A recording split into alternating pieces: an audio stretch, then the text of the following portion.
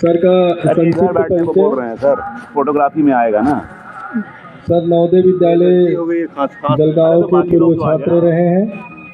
उसके बाद इन्होंने इंजीनियरिंग की पढ़ाई की, नौकरी की। उसके बाद संन्यास ग्रहण करके आप इस्कॉन टेम्पल से जुड़े। आप देश भर के नवोदय विद्यालय में नैतिक मूल्यों की शिक्षा और सेवा परमो धर्मा इस भाव का प्रचार प्रसार कर रहे हैं। अपने आसपास के नवोदय विद्यालयों की यात्रा पूर्ण करके सर आज हमारे बीच में अतिथि के रूप में आए हुए हैं। हम उनका पुनः स्वागत अभिनंदन करते हैं।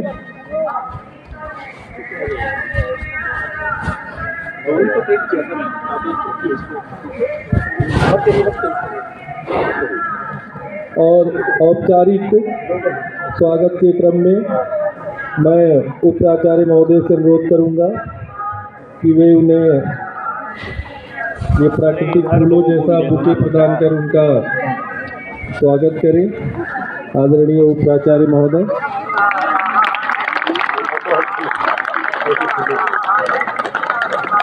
Thank you.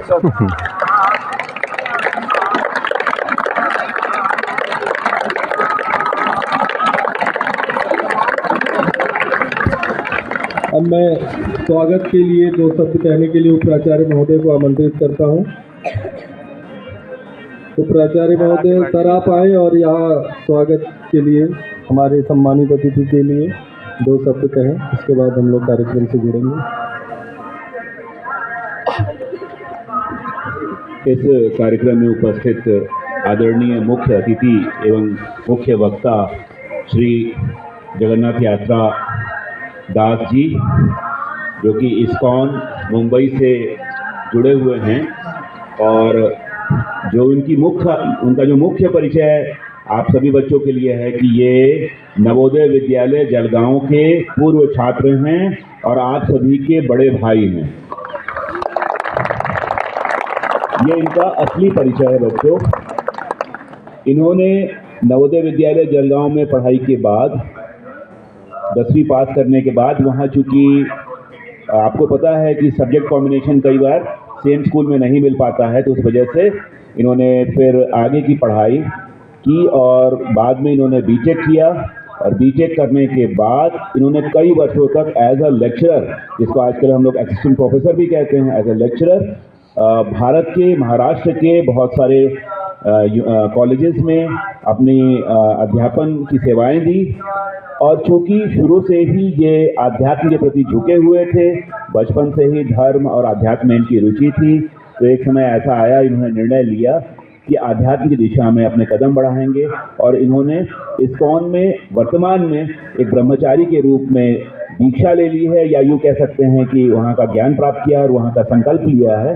और इन्होंने अपने आश्रम के अनुमति स्वरूप ये निर्णय लिया है कि पूरे भारत के विभिन्न नवोदयों में जाकर बच्चों को भारत की ज्ञान परंपरा, श्रीमद् भागवत गीता में जो चरित्र निर्माण के और जो गुण सिद्धांत हैं जिनको सामान्य भाषा में बच्चों को समझ में आना चाहिए, साथ ही एटीट्यूड ऑफ ग्रैटिट्यूड, कृतज्ञता का भाव, जो शरीर हमें मिला है, जो आत्मा हमें मिली है, जो व्यवस्थाएं हमें मिली है, इन सारी चीज़ों को सिखाने के लिए, जीवन के कौशल को सिखाने के लिए इन्होंने ये पढ़ लिया है कि भारत के विभिन्न नवोदयों में जाकर बच्चों को संबोधित करेंगे और अपने विचारों से अवगत कराएंगे और प्रयास करेंगे कि इनके संबोधन से बच्चों के चारित्रिक विकास हो और उनमें कोई सकारात्मक परिवर्तन भी आए।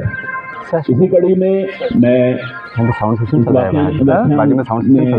उपस्थित हमारे आदरणीय अतिथि महोदय को आमंत्रित करता हूं कि वो आएं और अपनी बात चाहे तो विस्तार से भी रख सकते हैं सर, समय का कोई अभाव नहीं है। You can take your 30 more minutes also. Mic यहाँ पे आएगा तो अच्छा। या श्योर, व्हाई नॉट।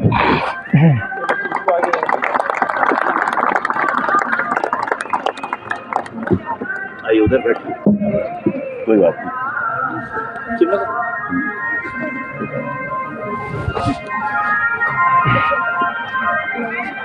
स्टैंड की आवश्यकता नहीं, स्टैंड ले लो ये बस। हाँ यस।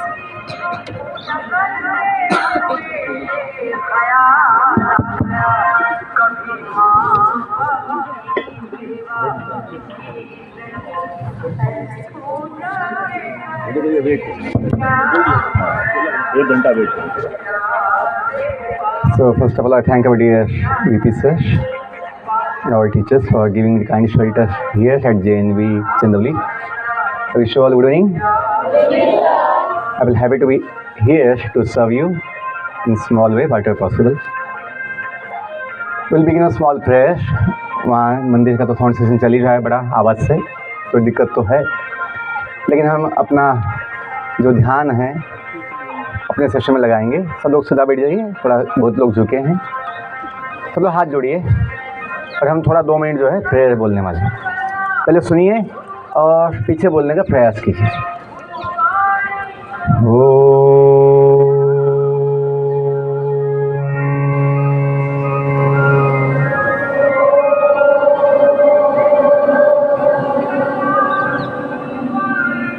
ओम नमः शिवाय। ओम नमः शिवाय। ओम नमः शिवाय। ओम असतो मा सद्गमय। ओम तमसो मा ज्योतिर्गमय। ओम मृत्युर्मा अमृतं गमय। ओम नमो भगवते वासुदेवाय। ओम नमो भगवते वासुदेवाय। ओम नमो भगवते वासुदेवाय। जय श्री कृष्ण चैतन्य प्रभु नित्यानंद श्री अद्वैत गदाधर श्रीवासादि गौर भक्तवृंद। कृष्णाय वासुदेवाय हरे परमात्मने प्रणत क्लेशनाशाय गोविंदाय नमो नमः। हरे कृष्णा कृष्णा कृष्णा हरे हरे, हरे राम राम राम हरे हरे। हरे कृष्णा सब लोग बोलिए। भगवान का नाम लेने में जो अपने माता पिता है कोई दिक्कत नहीं होनी चाहिए, क्योंकि भगवान का नाम सब शक्ति देता है। हरे कृष्णा कृष्णा कृष्णा हरे हरे, हरे राम राम राम हरे हरे। आंखें खोल सकते सब लोग अभी आइए। जैसे हम स्कूलों में कभी मॉर्निंग असेंबली में प्रेयर गाते हैं, पीछे आवाज आती है, थोड़ा वॉल्यूम कम है।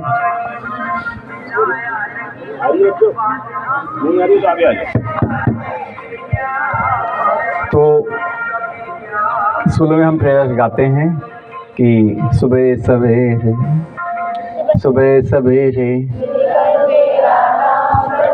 इनको नहीं पता।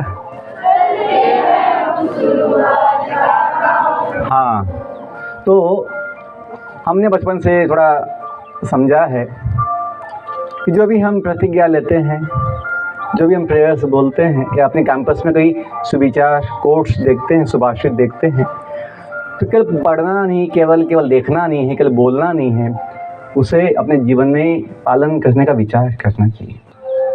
Knowledge is power when you apply.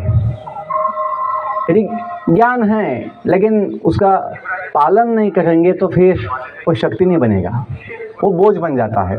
Knowledge becomes a burden when you don't apply it. इसलिए ये आवश्यक है कि हम तो अपनी बुद्धि को जगाएं। जो हम प्रतिज्ञा ले रहे बचपन से, वो उसका मतलब क्या है? जैसे अपने देश की परंपरा है, प्राण जाए पर वचन न जाए, ये जो रघुकुल सदा भीत चली आई, प्राण जाए पर वचन न जाए। तो ये जो चीज़ें हैं, हम प्रतिज्ञा ले रहे हैं। प्रतिज्ञा मतलब वचन से भी बड़ी चीज़, प्रतिज्ञा लिया है। जैसे भीष्मदेव थे, भीष्मदेव महाभारत में उन्होंने कुछ प्रतिज्ञा लिया था कि, तो भीष्म प्रतिज्ञा कहलाती है। कितना उसका मूल्य होता है। वैसे ही हम जो प्रतिज्ञा ले रहे हैं उस पर सोचते नहीं हैं कि वो बचपन से बोल रहे हैं हम सब भारतवासी, हाँ, आपस में भाई बहन हैं, एक दूसरे को गाली देते हैं, लड़ते हैं, द्वेष करते हैं, या फिर कभी कभी बच्चे चोरी भी करते हैं बच्चों का सामान एक दूसरे का। तो ये जो चीज़ें हैं शोभा नहीं देती है। विशेषता नवोदय के बच्चों को जो कहलाते हैं कि बड़े भाई ये प्रतिभाशाली बच्चे हैं, तो उनके लक्षण भी दिखने चाहिए। लक्षण कैसे दिखेगा? लक्षण दिखेगा अपने व्यवहार में, आचरण में, कि हम कैसे एक दूसरे के साथ रहते हैं, व्यवहार करते हैं। अपनी पहचान समाज में अपने अंकों से नहीं होती है, अपनी समाज में पहचान अपने गुणों से होती है। यदि अपने गुण अच्छे ना हो तो फिर अपनी कीमत छोटी हो जाती है। जो आज का टॉपिक दिया है या लिया है हमने, लाइफ स्किल्स एंड वैल्यूज़, जीवन के कौशल और जीवन का मूल्य। क्या आवश्यकता है इसकी? बहुत आवश्यकता है। क्यों? जीवन मूल्यों से ही अपने जीवन का मूल्य बड़ा होता है। Life values make our life valuable. What life values? सबसे पहले बताया जाता है कि हम सुनने हैं, समझे हैं कि कृतज्ञ होना सबसे बड़ा मूल्य है, जीवन मूल्य, कृतज्ञ होना। और पहले जो हमें जीवन मिला है, जो इतना अनमोल है, उसके लिए कृतज्ञ होना चाहिए। क्योंकि इस जगत में सबसे मूल्यवान कोई चीज़ है तो वो अपना जीवन ही है। जिस व्यक्ति को अपने जीवन का मूल्य नहीं, और जिस व्यक्ति को ये जीवन जो दिया है, ये जीवन आवश्यक जो व्यवस्था कोई किया है, उसके लिए ही कृतज्ञ ना हो तो बाकी छोटे मोटे लोगों के लिए क्या कृतज्ञ रहेगा? नहीं रह सकता। तो पहले हमें अपने जीवन को भी समझना होगा और अपने जीवन का मूल्य क्या है, और फिर कृतज्ञ कैसे होना चाहिए सबके लिए, ये हमें समझ में आएगा। आजकल जो हम किताबें पढ़ते हैं सिलेबस में, वो ब्रिटिश नॉलेज सिस्टम का कहा जाता है। इसलिए अभी कुछ सालों से शासन जो है इंडियन नॉलेज सिस्टम का कुछ सिलेबस है ना बनाई है, जो कमी है। और इस देश का इस देश का युगों युगों से जो इतिहास, जो ज्ञान विज्ञान रहा है, उसे ब्रिटिश लोगों ने सिलेबस से माइथोलॉजी बुक्स बोल के निकाल दिया। क्योंकि मैकॉले और मैक्स मुलर जानता था कि इस देश की ताकत जो है इनका ज्ञान विज्ञान है, इनका इतिहास है, इनकी संस्कृति है, इनकी विरासत है, जो तोड़े बिना इनको गुलाम नहीं बनाया जा सकता। तो जो उन्होंने बड़ी चाल चली थी कि बड़ी सिस्टमेटिक, पहले भाषा बंद करवा दी, संस्कृत शिक्षा पद्धति बदल दी गई और इतिहास बदल दिए गए। और जो हम पढ़ते हैं साइंस के नाम पर भी, वो ज़्यादातर कल्पनाएं हैं। दो मुख्य बातें हैं, एक है जीवन की उत्पत्ति कैसे होती है, और अपना विश्व की उत्पत्ति कैसे होती है। दो थ्योरी, दो चीज़ें जो है कंसेप्ट। वेदों में, उपनिषदों में इस जगत का जो भी कोई विभाग है उसका संपूर्ण ज्ञान स्वयं भगवान दिए हैं। भगवान क्यों ज्ञान देंगे? क्यों? वही तो जानते हैं इस जगत का जो भी कुछ है वो क्यों बना है, कैसे बना है, कौन बनाया है, कब बनाया है, सब कुछ ज्ञान दिए हैं। जैसे कोई कंपनी मोबाइल बनाए, कोई मशीन बनाए, तो कंपनी इंजीनियर्स जो होते हैं एक मैनुअल छापते हैं, बनाते हैं, उसे बोलते हैं यूज़र गाइड। पान वाला बीड़ी वाला नहीं बनाएगा कि मुझे लगता है मशीन ऐसे बन गई होगी, वैसे बन गई होगी। और प्रत्येक वस्तु का एक विशेष हेतु होता है, उपयोग होता है। जैसे मोबाइल, इसके विशेष कोई उपयोग है, कम्युनिकेशन, मैसेज या कॉलिंग, वो मुख्य उद्देश्य था। बाकी तो जो एडिशनल फीचर्स आई है वो बाद में आई है। फ़ोन का मुख्य उद्देश्य क्या होता है? हेतु कम्युनिकेशन के लिए, संभाषण के लिए, मैसेजिंग के लिए। लेकिन इसका उपयोग लोग हजारों पद्धति से कर सकते हैं। कोई किसी को चोट पहुंचाने के लिए, किसी को मारने के लिए भी मोबाइल का उपयोग कर सकते हैं।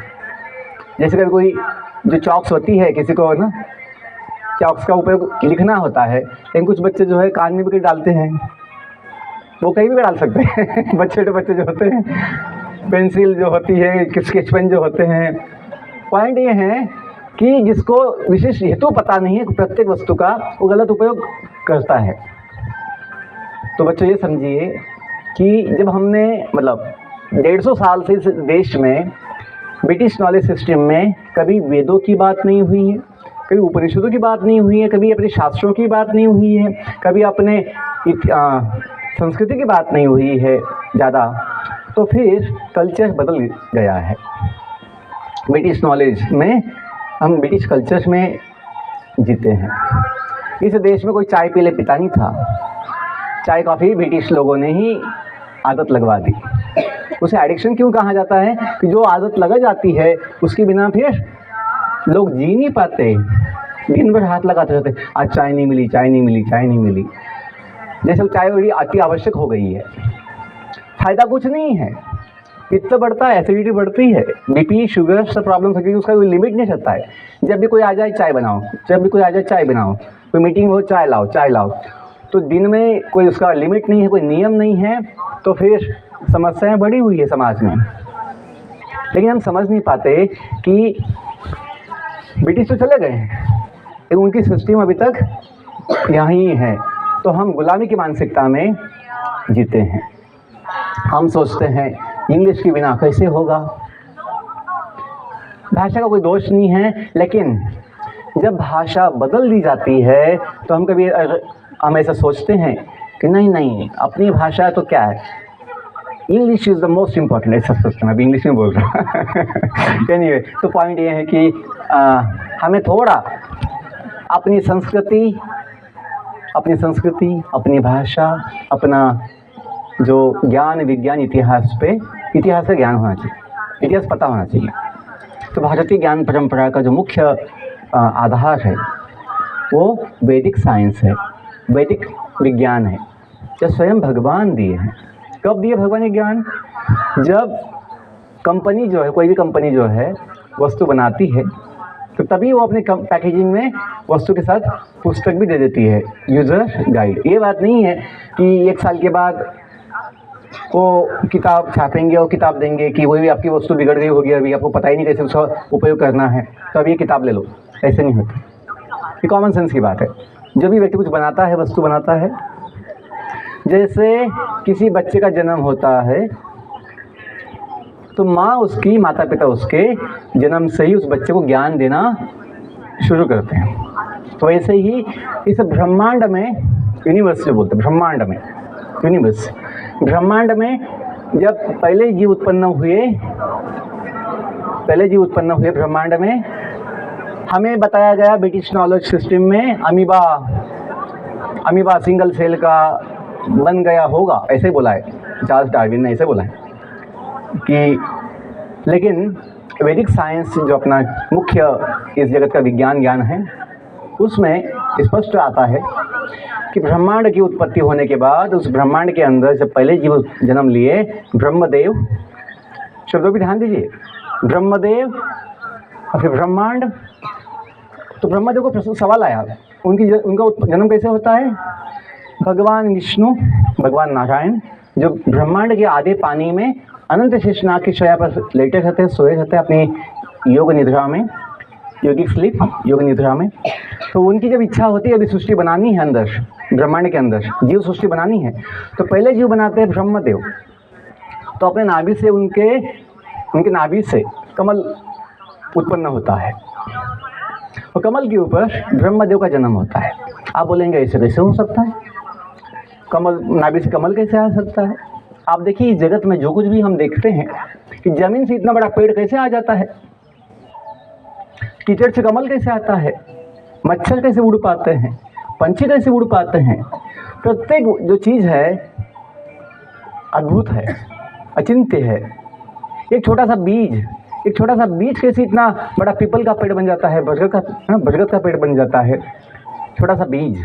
तो जैसे ये चीज़ें जो हैं हम देखते हैं, ये भी अद्भुत है।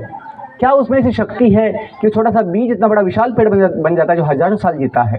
तो वैसे ही समझना चाहिए कि जो हमने अभी देखा नहीं है, वो जो अभी असंभव लगता है वो भी संभव है, क्योंकि हम जो भी देखते हैं वो भी असंभव ही है। लेकिन जो बचपन से देखा है तो उसे हम कॉमन, हाँ तो ऐसे ही होता है, ऐसे बोल लेते हैं। थोड़ा सेंस हमें समझना चाहिए कि जगत में जो कुछ भी है वो भी अद्भुत या मतलब असंभव जैसा ही लगता है यदि देखा ना हो तो। जिस व्यक्ति ने कभी उड़ने वाला पंछी देखा नहीं है उसको बोलो यदि मैंने जीव देखा जो चलता नहीं है उड़ता है, तो जिसने कभी देखा ही नहीं है उसके लिए असंभव लगेगा कि ऐसा कैसे हो सकता है, हम तो उड़ते नहीं, वो कैसे उड़ सकता है, ऐसा लगता है। लेकिन जो हम बचपन से देखते हैं जन्म से, तो हाँ ये तो ऐसे ही होता है। और जो कुछ हमें देखा नहीं होता लगता है ये असंभव है। जैसे अभी हम यहाँ बैठे हैं तो अपने अनुभव में, अपने शक्ति से हम केवल जो क्षितिज है उतनी जगह देख पाते हैं जहाँ आकाश लगता है कि वो ज़मीन को स्पर्श कर रहा है, लगता है इतनी दुनिया है। जैसे कुआं में मेंढक, जो कुआं में मेंढक होता है, कोई छोटे से पानी में मेंढक होता है, वो सोचता है यही दुनिया है, इसके अलावा कोई दुनिया नहीं है। तो जैसे जिसका क्षमता होती है और जिसकी जैसी स्थिति होती है वो व्यक्ति वैसे सोचता है, समझता है। पॉइंट इतना समझिए कि जब हम कभी गीता, भागवत, कभी ये वैदिक साइंस की किताबें जो यहाँ पे वेदों का कुछ है ना, फोटोज़ कुछ है या ऋषि मुनियों को दिखाया गया है, तो ये कभी पढ़े नहीं है, सुने नहीं हैं, अपने सिलेबस में कभी नहीं है, तो हमें लगता है ऐसे कैसे हो सकता है। जैसे कि और डार्विन का जो कंसेप्ट जो है, केमिकल से अमीबा बन गया सिंगल सेल का, और वो अमीबा समय के साथ बाकी जीव बन गया, एवोल्यूशन वैसा उन्होंने बोल दिया, जो कि ना उसमें सेंस है ना कोई उसमें कोई लॉजिक है। क्यों? जीवन की उत्पत्ति केमिकल से नहीं हो सकती, क्योंकि जीवन जो है उसका मुख्य लक्षण चेतना होता है, कॉन्शियसनेस होता है, कॉन्शियसनेस। जैसे डेड बॉडी में बॉडी होती है, डेड बॉडी एक बॉडी होती है, इसमें सब अंग होते हैं, आँख होती, कान होता है और सब कुछ पार्ट्स होते हैं, बॉडी पार्ट्स। लेकिन डेड बॉडी में जीवन नहीं होता। क्यों? उसमें जो जीव था पहले वो भी चला गया है। जो बोलते ही कॉमन सेंस में, दादी हमें छोड़ के चली गई, दादाजी हमें छोड़ के चले गए, बॉडी सामने उनकी, लेकिन सब लोग ऐसे ही बोलते हैं, पास्ट अवे, ही लेफ्ट अस, ऐसे बोलते हैं, हमें छोड़ के चले गए। तो हमें यदि थोड़ा सा बुद्धि है तो समझ सकते हैं, हाँ body is not a self, body अपनी गाड़ी है। इतना पॉइंट समझिए कि जो भगवान जो ब्रह्मा जी को सवाल आया कि उनका जब जन्म हुआ कमल के ऊपर, वो अकेला पाए स्वयं को कि मैं यहाँ पे अकेला हूँ यहाँ पे इस जगह पर। तो उन्हें खोज की कि मेरा जन्म क्यों हुआ है, मैं कौन हूँ, मुझे क्या करना है, और मेरे अलावा इस ब्रह्मांड में कोई दूसरा कोई है। तो बहुत ऊपर नीचे ब्रह्मांड में जाते हैं और वो अपनी खोज के समय 2 अक्षर 2 बार सुनते हैं, तप तप। तो अपनी बुद्धि से समझते हैं कि मुझे कोई तपस्या का सुझाव दिया गया है। तो अपने ब्रह्मलोक में जो कमल का आकार का है वहाँ पर पुनः आकर वो 1000 साल तक तपस्या करते हैं, भगवान का ध्यान करते हैं, और उससे भगवान प्रसन्न होकर उनको दर्शन देते हैं और ज्ञान देते हैं। उस ज्ञान को बोलते हैं ब्रह्म ज्ञान। क्या बोलते हैं? ब्रह्म, डिवाइन नॉलेज, ब्रह्म ज्ञान, वेदों का ज्ञान। वही वेद हम जो उनकी पत्नी है देवी सरस्वती, उनके हाथ में पाते हैं, जो विद्या की देवता कहलाती हैं। अभी जो हमने कभी ऐसे ब्रिटिश नॉलेज सिस्टम जो किताबें पढ़ी है उनमें ये चीज़ें बिल्कुल नहीं है, बिल्कुल नहीं है। वो लोग बाइबल पढ़ते हैं, वो भगवान को मानते हैं। यूरोपियन लोग चर्च में जाएंगे, बाइबल पढ़ेंगे और भगवान को मानते हैं। लेकिन हमें अपने सिलेबस में ये सब डालकर हमें अपनी संस्कृति, अपने ज्ञान विज्ञान के संदर्भ में संशय में डाल दिया कि हम डाउट बनाएं कि ये कैसे संभव है। कि क्योंकि हम अपनी किताब में जो बचपन से जो इतना ज्ञान तो नहीं होता, जो किताब में देखते हैं अपने सिलेबस में उसे सत्य मानते हैं। तो ये हुआ है कि इसे हम अपना जो परंपरा युगों युगों से चलता आ रहा है कि जो मानते हैं विद्या की देवता सरस्वती है, तो ब्रिटिश नॉलेज सिस्टम में ऐसा क्यों बोला नहीं जाता है? क्योंकि वो सिलेबस ही उन्होंने सेट किया था। अपनी परंपरा है, कल्चर है, तो हम अपने देवी का फोटो रखते हैं। जैसे अपनी कैंपस में आपकी जो एकेडमिक बिल्डिंग है, तो हमें देखा कल बुद्ध भगवान का सामने बड़ा सुंदर छवि है, एक बाजू भगवान श्री कृष्ण भी है, एक बाजू माता सरस्वती है। लेकिन जब हम साइंस पढ़ते हैं, अपना मॉडर्न जो सिलेबस पढ़ते हैं, फिर डाउट्स आता है। ये बस देवी का फ़ोटो, ये कृष्ण का फ़ोटो, ये बुद्ध भगवान का फ़ोटो, ये बस ऐसे ही टाइम पास के लिए, ऐसे ही बस ये ऐसी अंधश्रद्धा मानते हैं। क्योंकि सिलेबस में जो कुछ पढ़ते हैं, इतिहास, साइंस के नाम पर, उसमें इनकी चर्चा नहीं होती है। कभी हिंदी, कभी इंग्लिश में भी नहीं होता है। हिंदी और कोई दूसरी भाषा होगी तो उसमें साहित्य के रूप में कविता, कभी कथा के रूप में कभी आता भी होगा, तो लोग ऐसा सोचते हैं बस काल्पनिक साहित्य है, लिटरेचर है, साइंस में इसकी बात नहीं है। तो बच्चों में डाउट्स आते हैं और वो विदेशों का जो कुछ सिस्टम है उसे सत्य मानते हैं। ऐसा ही हुआ कि लोग समझ नहीं पाते कि ये तो सच है कि भगवान है, माता पिता उसकी पहचान है। तभी तो हम अपने स्कूलों में, अपनी संस्कृति में, अपने समाज में हमेशा ये बोलते हैं, त्वमेव माता च पिता त्वमेव बंधु च सखा त्वमेव विद्या धृणम त्वमेव सर्वम मम देवते। लेकिन जब मॉडर्न सिलेबस पढ़ते हैं किताबों में, जो ब्रिटिश नॉलेज सिस्टम का है, हमें विश्वास नहीं हो पाता कि अपनी संस्कृति, अपना जो मूल इतिहास, विरासत है, वो सत्य है। कि रामायण हुआ है, महाभारत हुआ है, उसके सारे प्रमाण हैं।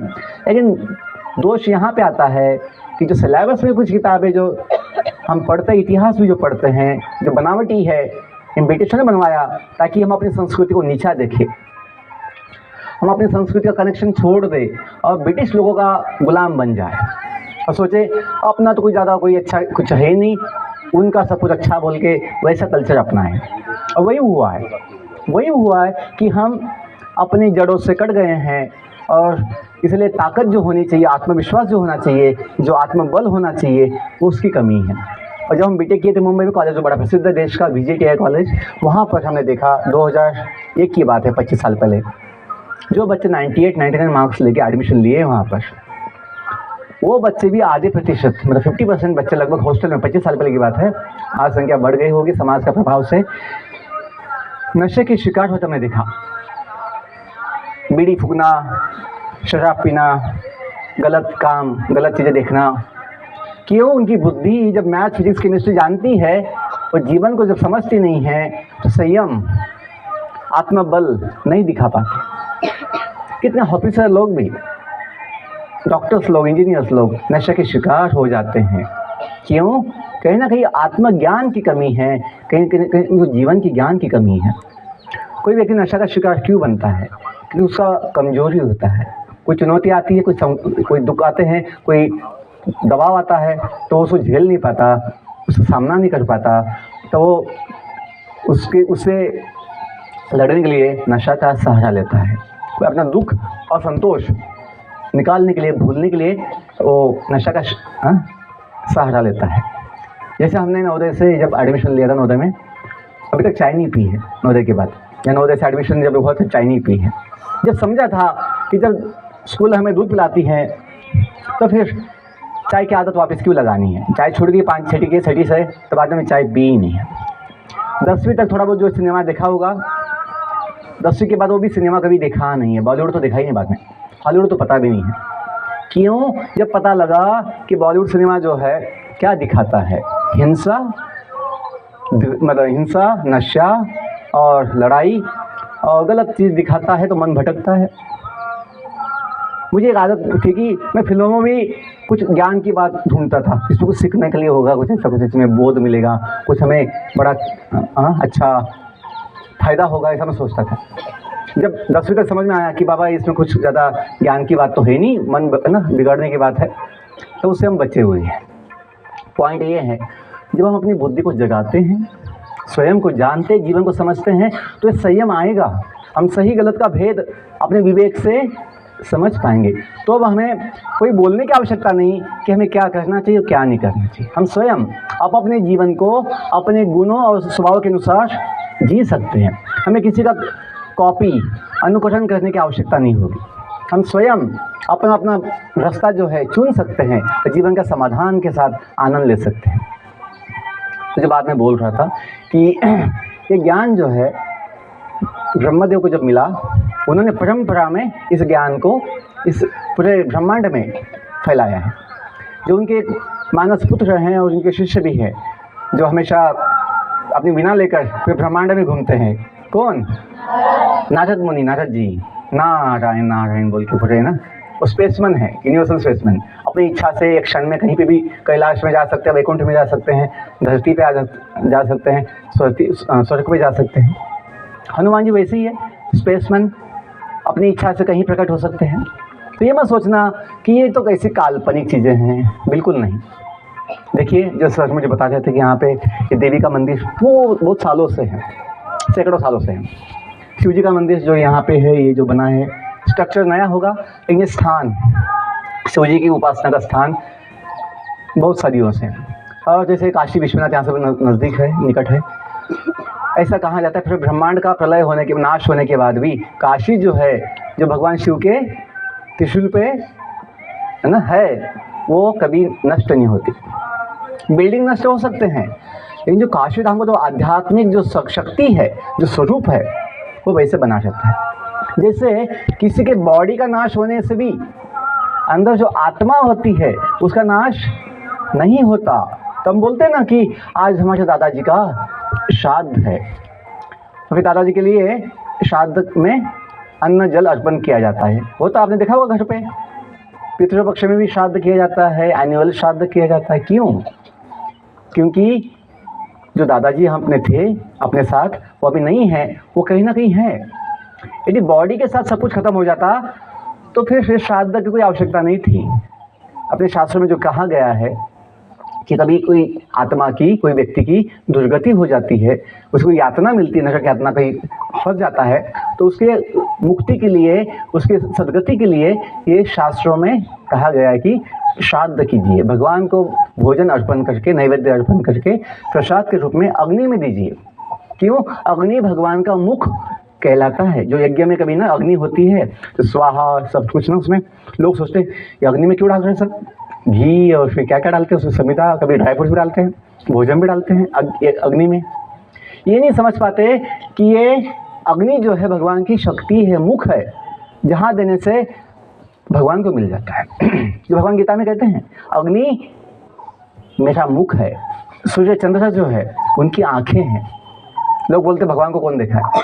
पता तो चाहिए पहले भगवान की शक्तियाँ क्या है, भगवान कौन है। भगवान को ऐसे गली में बैठा है, आपको पैर के नीचे नहीं मिलेगा।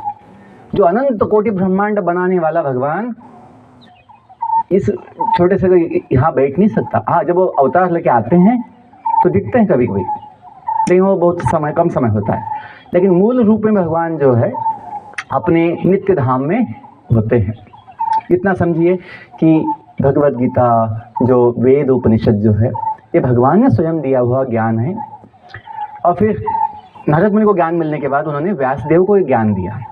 व्यासदेव उनके शिष्य हैं नारद जी के। और व्यासदेव ने कलयुग के पहले, मतलब आज से 5200 साल पहले, हम क्या समझते हैं कि अभी आज का साल क्या है, 2026 है। ये भी जो है ब्रिटिश नॉलेज सिस्टम में हम काल, मतलब जो काल का गणना है करते हैं, 2026 जो उनकी सिस्टम है कि वो लोग यीशु जाने के बाद जो बोलते हैं after departure, AD after departure, वो हम 2026 मानते हैं। नहीं तो कलयुग की जो बातें हैं, मतलब ये युग है कलयुग जो शुरू हुआ है 5200 साल पहले, लगभग 1-2 साल आगे पीछे होगा, 5200 साल पहले। अपने इस इतिहास में कभी युगों की बात नहीं आती है। जब अपने शास्त्रों में हमेशा बोलते हैं, हम यहाँ अपने समाज में बोलते हैं कि कलयुग की बात है, भाई कलयुग का बड़ा दुर्भाग्य है, कलयुग में बड़ा घोर कलयुग आया, ऐसे लोग बोलते हैं। लेकिन अपने इतिहास जब पढ़ते हैं, शास्त्र, अपने जो मॉडर्न सिलेबस पढ़ते हैं, उसमें ना युगों की बात है, ना भगवान की बात है, ना आत्मा की बात है, ना कोई जीवन की बात है। केवल बॉडी का स्टडी है। बायोलॉजी जो पढ़ते हैं, बायोलॉजी, मेडिकल साइंस भी जो पढ़ते हैं, MBBS, MD, MS कोर्स, हमने किताब सिलेबस देखी है। और मैं खुद 11-12 के लिए बायोलॉजी सब्जेक्ट लिया था बाय चॉइस, कि हमें कुछ ज्ञान हो इसलिए हम लिए थे।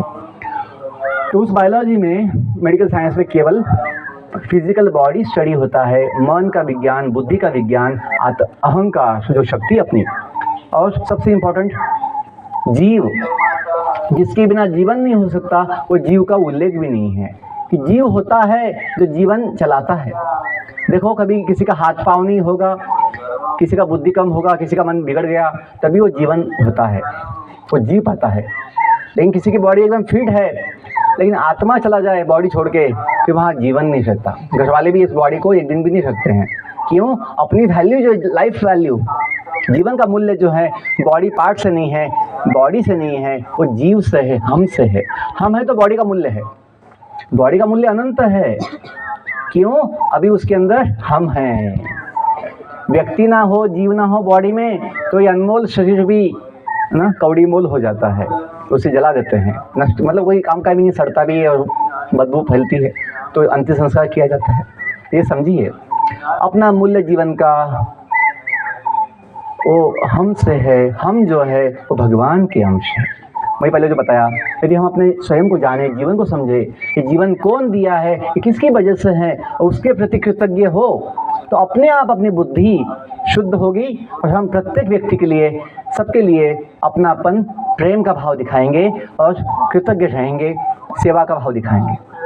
हम जो प्रतिज्ञा लेते हैं वो सार्थक होगी। सार्थक कैसे? प्रतिज्ञा में अंतिम जो लाइन है कि उनके कल्याण और सुख समृद्धि में क्या बोलते हैं? हमारा सुख। लेकिन अभी आप सोचो कितनी बार हम इसको ऐसा सोचे हैं पालन करने का, हाँ उनके कल्याण और सुख समृद्धि में हमारा सुख निहित है। हम बोलते हैं उनको जाओ, उनको जाने दो, अपना देखते हैं हमेशा, क्योंकि ये समझ नहीं पाते कि वो लोग अपने ही है। जो पहले बोल दिया, we all are brothers and, हम सब भाई बहन हैं, बोल दिया, पहले बोल दिया। या अपनी संस्कृति जो है उसका विचार कितना महान है कि हम बोलते हैं कि अपना देश नहीं, छोटा सा जो जगह है, वसुदैव कुटुंबकम, क्या बोलते हैं? वसुदैव, वसुधा का मतलब पृथ्वी, वसुधा, संपूर्ण विश्व जो है अपना एक सुंदर परिवार है। क्यों? इस परिवार का माता पिता एक है। जब तक अपना माता पिता एक ना हो सभी जीवों का, हम भाई बहन कैसे बन सकते? फैमिली कैसे बन सकता है? नहीं बन सकते। तो ये अपनी संस्कृति है जिसका आधार वेद, उपनिषद, भारतीय ज्ञान परंपरा है जो स्वयं भगवान दी है। ये मत सोचना कभी कि ये तो कल्पना है, ये तो माना हो, ऐसा बोलते हैं। जब तक हम स्वयं पढ़ेंगे नहीं भगवत गीता, भागवत या जो भी अपनी जो वैदिक बुक्स है, तब तक आपको समझ में नहीं आएगा कि ये सत्य है या असत्य है। कम से कम जानने के लिए इसके सत्य या असत्य एक बार पढ़ो तो सही, देखो तो सही, तो ये बुद्धिमानी होगी। यदि हम थोड़ा कम से कम एक बार जीवन में भगवत गीता, जो मूल गीता है संस्कृत में, वो तो पढ़ समझ नहीं सकते, ये भाषा बहुत लोगों को याद मतलब ज्ञान नहीं है, लेकिन कम से कम जो अनुवाद बनाए गए हैं हिंदी में, इंग्लिश में, से भाषा में है, वो पढ़ के हम समझ सकते हैं हाँ कि भगवान गीता में विश्व का ज्ञान, जो प्रकृति है, अनंत कोटि ब्रह्मांड प्रकृति जो नेचर है उसका ज्ञान दिए हैं कि वो चलती कैसी है, कैसी बनती है। हम जो जीव है, अनंत कोटि जीव है, ये जीव कैसे, कौन है, क्या है, उसका विज्ञान दिए हैं। स्वयं भगवान जो है स्वयं का ज्ञान दिए हैं कि वो कौन है, उनकी शक्तियाँ क्या हैं, वो कहाँ रहते हैं, उनके गुण क्या है। और काल शक्ति, काल शक्ति जिसके प्रभाव में पूरा दुनिया बनती है, रहती है, बाद में नष्ट होती है।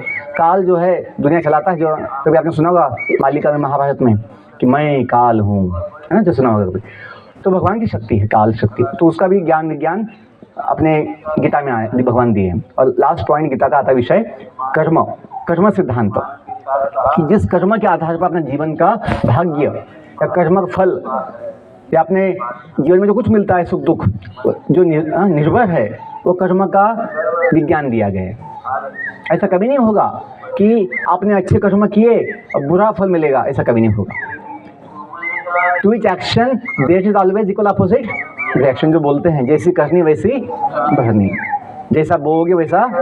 तो ये जो सिद्धांत है, ये जो प्रिंसिपल्स है, ये सिद्धांत तत्व जो है अपने शास्त्रों में पहले से दिए गए हैं। ये बात नहीं है कि सब विदेशों से हमने ज्ञान लिया है, ये बात नहीं है। अंतिम बात इतना समझिए कि थोड़ा यदि हम आत्मज्ञान पे ध्यान देंगे तो बाकी सारे मूल्य जो है कि दूसरों के प्रति सम्मान की भावना, प्रत्येक वस्तु का कीमत करना। ये नहीं कि फुकट में मिला है हम उसको जला देंगे, उसको फाड़ देंगे, उसको फेंक देंगे, ये चीज़ नहीं। हमें जो भी मिलता है, जो भी चीज़ हमें कोई देता है, उसका एक मूल्य होता है, वो समझना चाहिए। यदि हम कोई चीज़ का मूल्य नहीं करेंगे तो अपना भी मूल्य क्या हो जाएगा, कम हो जाएगा। इंग्लिश में बड़ी कहावत, सुंदर कहावत है, पीछे बोल सकते हैं या हिंदी में बोलेंगे। देने में, बोलो, देने में हम पाते हैं। इंग्लिश में कहते हैं, बोलो, इन गिविंग वी रिसीव। जो हम देंगे वही पाते हैं, हमें मिलता है। इसलिए यदि आप कीमत नहीं करोगे किसी वस्तु की तो आपकी भी कीमत एज अ रिएक्शन कम हो जाएगी। ये समझिए। तो ये जो चीज़ है कि स्वयं को जानेंगे पहले, तो 5 सवाल मैं बोलता हूँ आपको, थोड़ा यदि इस पे ध्यान देंगे तो अपनी बुद्धि जग सकती है। चाहे तो चॉइस अपना है, जगाना है, सोलाना है। जैसे कभी शास्त्रों में कहा गया है, उत्तिष्ठ जागृत प्राप्य न वरान निबोधत। उठो, जागो, तब तक मत रुको जब तक लक्ष्य प्राप्त ना हो। लक्ष्य क्या है वो तो पता होना चाहिए। लक्ष्य अनेक होते हैं, एक होता है शॉर्ट टर्म गोल्स, एक होता है ultimate goal. Ultimate goal, short term goals अनेक होते हैं, अल्टीमेट गोल एक ही होता है। तो अपने शास्त्रों में कहा गया, अल्टीमेट गोल वो है जो हमें सदा के लिए शांति और सुख समाधान देगा। Ultimate achievement, permanent achievement. दुनिया की चीज़ें जो टेम्पररी है उसका सुख मिलता है थोड़े समय के लिए, तो यदि हम परमानेंट कुछ पाएँ तो फिर परमानेंट अचीवमेंट हो सकता है, permanent satisfaction, permanent happy Joy, सुख हो सकता है। परमानेंट क्या है, जो पहले हमने गाया अपने प्रेयर में, ओम असतो मा सतगमय तमसो मा ज्योतिर्गमय मृत्युर्मा अमृतम गमय। गमन मतलब जाना, गमय मतलब जाइए। कहाँ जाइए? सतगमय, जो परमानेंट है, अविनाशी है, सत्य है, शाश्वत है, अविनाशी है, वहाँ जाइए, सतगमय।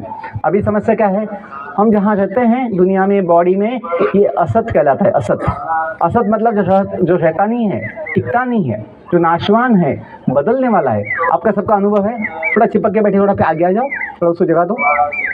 यस, तो हम जो बॉडी में रहते हैं, आपका अनुभव है सबका।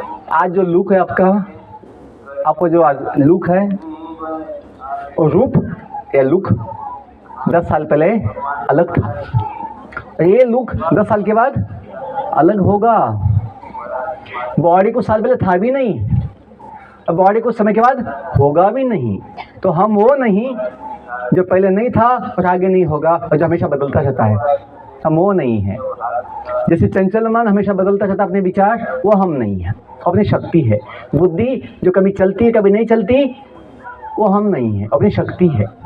वैसे अपनी बॉडी जो हमेशा बदलती रहती है, लुक, अपना कैपेसिटी, साइज, वो हम नहीं है, अपनी गाड़ी है। जिंदगी के सफर में बॉडी अपनी गाड़ी है, हम पैसेंजर है। तो कहा गया, असतो माँ, इस दुनिया में हमेशा मत रहो, बार बार मत आओ जन्म मृत्यु के चक्कर में।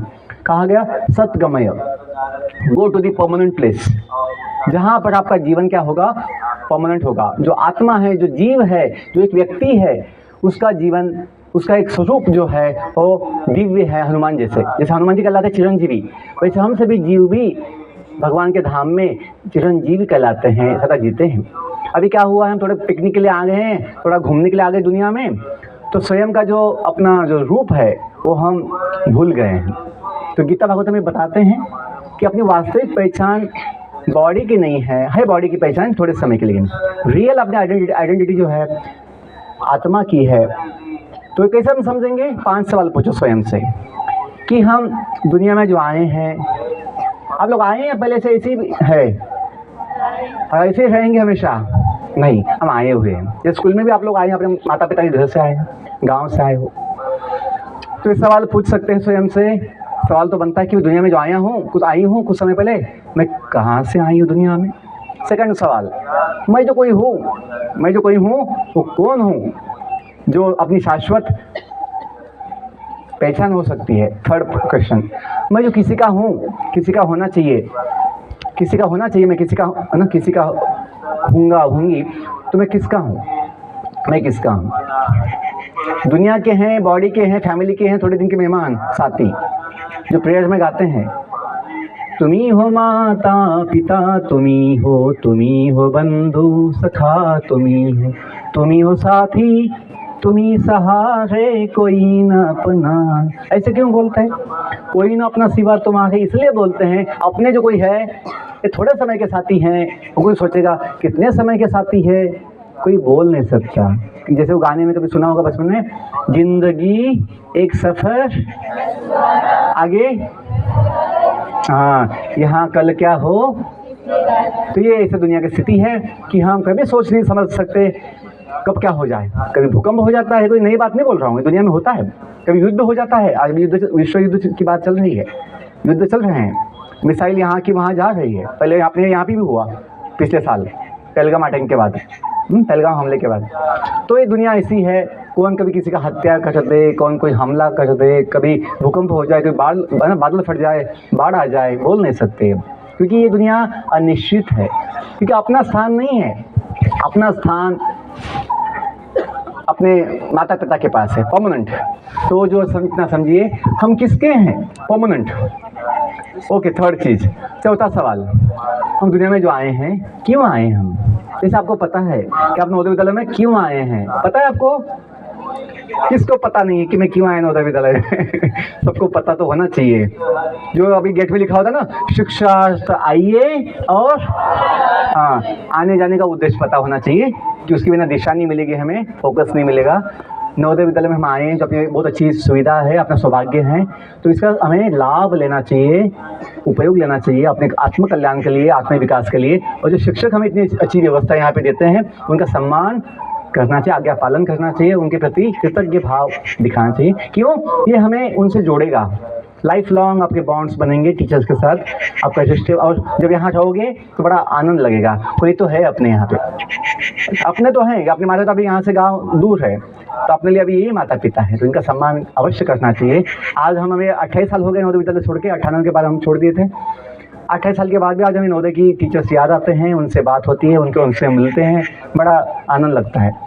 क्यों? हम जब नवोदय विद्यालय में थे, उनका हमेशा सम्मान किए, उनका आज्ञा पालन किए, उससे जीवन में बड़ा ताकत मिलता है, तो इसमें कोई नुकसान नहीं है। तो हम जो दुनिया में जो आए हैं, क्यों आए हैं, ये सवाल पता होना चाहिए। तो क्या क्यों आए हैं? कोई इच्छा से आए हैं, कोई बनने के लिए, कुछ अनुभव के लिए आए हैं। ये बात नहीं कि हम यहाँ सेटल होने आए हैं। जैसे नवोदय विद्यालय में कोई सेटल नहीं हो सकता, ना कोई अपने प्रिंसिपल, ना VP, ना कोई ACDC भी नवोदय कैंपस में कोई सेटल नहीं हो सकता।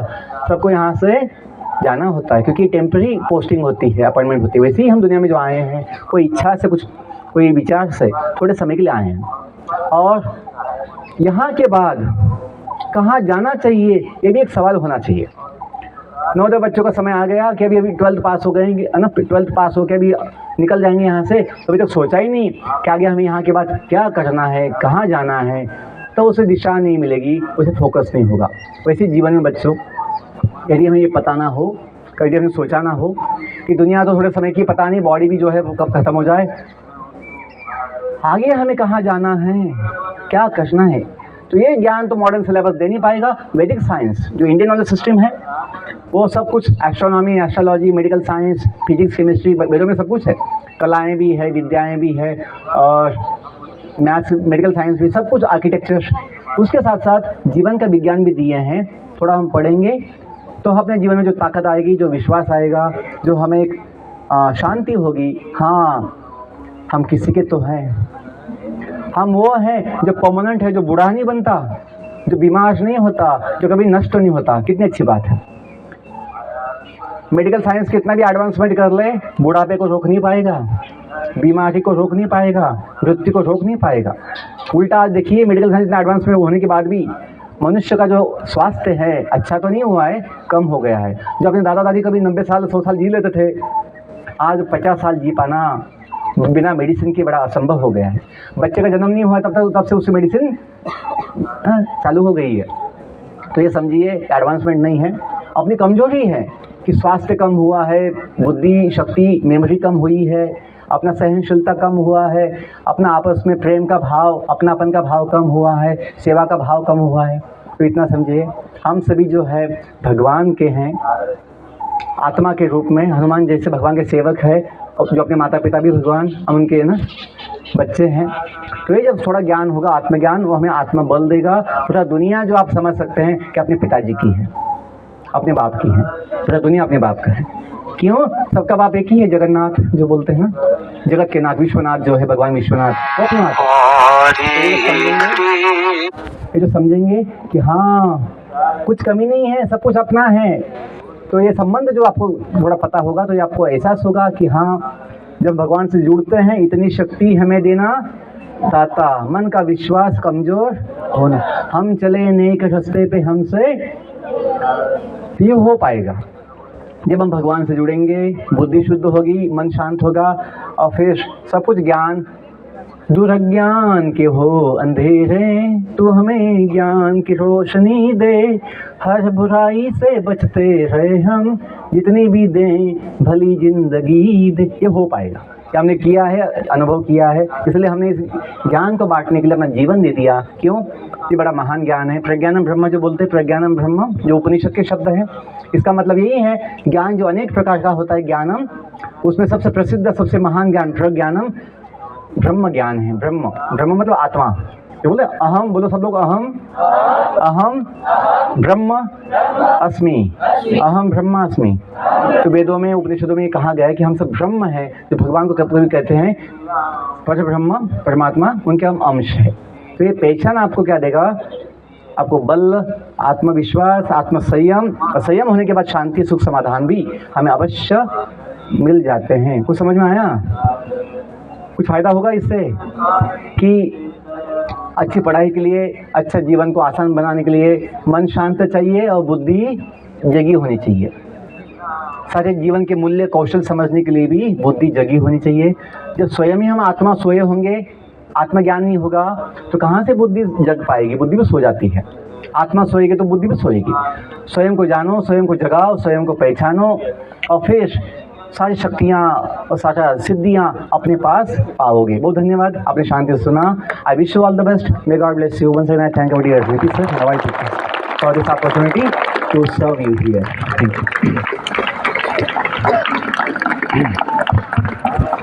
आप इधर आइए सर, आप कोई बात नहीं, कहीं आपके मन में कोई सवाल हो पूछ सकते हैं, बच्चों। कोई जिज्ञासा है? अभी रहेंगे यहाँ पर आज। हाँ, आप लोग बाद में भी मिल सकते हैं। कोई आपके मन में जो गूढ़ प्रश्न हो कुछ, तो उस तरह का पूछ सकते हैं, क्योंकि प्रश्न के हिसाब से उत्तर निर्भर करेगा, तो आप बाद में भी पूछ सकते हैं। अब कार्यक्रम के समापन के क्रम में मैं एक बार फिर से आदरणीय उप प्राचार्य महोदय को आमंत्रित करता हूँ कि वे आए और सर के सम्मान में धन्यवाद ज्ञापन प्रस्तुत करें। आदरणीय उप प्राचार्य महोदय।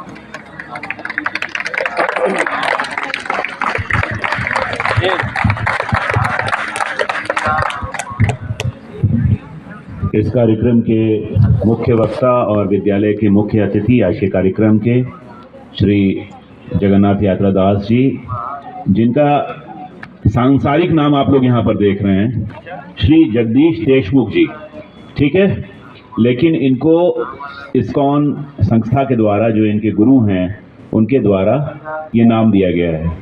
तो मतलब इस नाम से ही ये जाने जाते हैं। आपने देखा होगा कि इन्होंने अपनी सारगर्भित वक्तृत्व में क्या क्या बातें बताई। एक तो इन्होंने बताया कि हमें कृतज्ञ होना चाहिए, जो भी जीवन हमें मिला है उसके प्रति, जो भी सुविधाएं हमें मिली है उसके प्रति, उस पंच तत्व के प्रति जिसने हमारे शरीर को आकार दिया, जो हवा है, पानी है, ऑक्सीजन है, जो भी चीज़ें उपलब्ध है प्रकृति में, प्राणवायु है, इस जीवन जीने के अवसर की अगर बात कहें, और उस अवसर में भी नवोदय परिवार में पढ़ने और रहने के मौके के अवसर की अगर बात करें, तो पहली बात इन्होंने शुरुआत की कृतज्ञता के भाव के साथ। दूसरी बात, इन्होंने आपको समझाया कि हम लोग यहाँ क्यों आए हैं। एक तो ये प्रश्न है, एग्जिस्टेंशियल प्रश्न, अस्तित्ववादी प्रश्न है कि हम लोग क्यों आए हैं। तो सभी को तो समझ में आया होगा कि यहाँ हम लोग सेटल होने नहीं आए हैं, ये टेम्पररी विजिट है। जो आज साहिब मसनद हैं वो कल नहीं होंगे, किराएदार हैं, जाती मकान थोड़े ही है। यानी कि जो आज हम लोग इस जगह को छेद कर बैठे हुए हैं ना, हम कल नहीं होंगे, हम लोग इस ज़मीन के किराएदार हैं और ये हमारे इसके मकान मालिक हम लोग नहीं है। तो जब तक हैं तब तक अच्छे कर्म, सत्कर्म हमें करना चाहिए। महात्मा बुद्ध ने भी कहा था मोक्ष की प्राप्ति के लिए सत्कर्म करिए, और अस्तो मा सद्गमय के माध्यम से इन्होंने भी बताया कि वापस नहीं आना है, कुछ ऐसे कर्म करने हैं कि ईश्वर के पास परमानेंटली चले जाना है, और उससे पहले अपने कर्म के द्वारा अपने मन को विजय करना है। मन को विजय करेंगे तो पृथ्वी की विजय ऐसे ही हो जाएगी। तो मन का विजय बहुत इंपॉर्टेंट है, इन्होंने बताया। सभी प्रकार के व्यसनों से दूर रहना, गुरुओं का आदर करना, अपनी व्यवस्था के प्रति सम्मान का भाव, संरक्षण का भाव, इन सारी बातों से इन्होंने अवगत भी कराया और अपने अनुभवों के माध्यम से ये बातें बताई। ये कोई बाहर का व्यक्ति होते जो कि नवोदय से नहीं पढ़े थे तो इस बात को आप लोग थोड़ा सा सतही तौर पर समझते, लेकिन आप खुद समझ सकते हैं कि ये आपके बड़े भाई हैं जो कि नवोदय विद्यालय समिति के द्वारा स्थापित जेएनवी जलगांव से ही पढ़ाई किए हैं। तो इस बात को आपके साथ एक जुड़ाव आप ज़्यादा महसूस कर रहे होंगे इनकी बातों के साथ। तो आप यहाँ पर आए सर, और आपने हमारे बच्चों को जीवन से जुड़ी हुई इतनी सारगर्भित महत्वपूर्ण बातें बताई, जीवन तत्व बताया, जीवन कौशल बताया और जीवन के उद्देश्य बताए। उसके लिए आपका विद्यालय परिवार की तरफ से बहुत बहुत धन्यवाद। और इसी क्रम में अगर आपको कभी फिर मौका मिलता है तो विद्यालय परिवार आपका स्वागत करेगा, और ऐसे ही बच्चे भी आपको सुनने के लिए तत्पर रहेंगे। और जैसा कि मैंने आपको बताया कि सवाल जवाब के क्रम तो बहुत लंबे हो जाते हैं, क्योंकि नवोदय विद्यालय के जो ये विद्यालय हैं ये बिल्कुल अनुशासन से बधे हुए हैं, समय पद्धति से बधे हुए हैं। तो जब सामने केला रखा हो तो मन कहाँ भजन में लगेगा। तो ये प्रकृति का नियम है कि शरीर की जो डिमांड है हमारी वो ज़्यादा तीव्र होती है, मन की डिमांड तो बाद में आती है। ठीक है, इसीलिए जो मैस्लो की भी थियरी है उसमें सबसे पहले शरीर है, उसके बाद आखिर में मन है, तो जिसको सेल्फ एक्चुअलाइजेशन कहते हैं। ठीक है, तो इसलिए पहले तो जो केला आया है, क्या आया है बच्चों, जो भी आया है, तो उसके प्रति भी हमारा ध्यान बार बार जा रहा है, तो उसे भी ग्रहण किया जाए और अपनी अटेंडेंस भी दी जाए। और सर तो यहाँ पर हैं तो आप बात भी कर सकते हैं उनके साथ। इस कार्यक्रम में आपकी उपस्थिति, गरिमामय उपस्थिति के लिए विद्यालय परिवार की तरफ से मैं पुनः आपको बहुत बहुत धन्यवाद देता हूँ।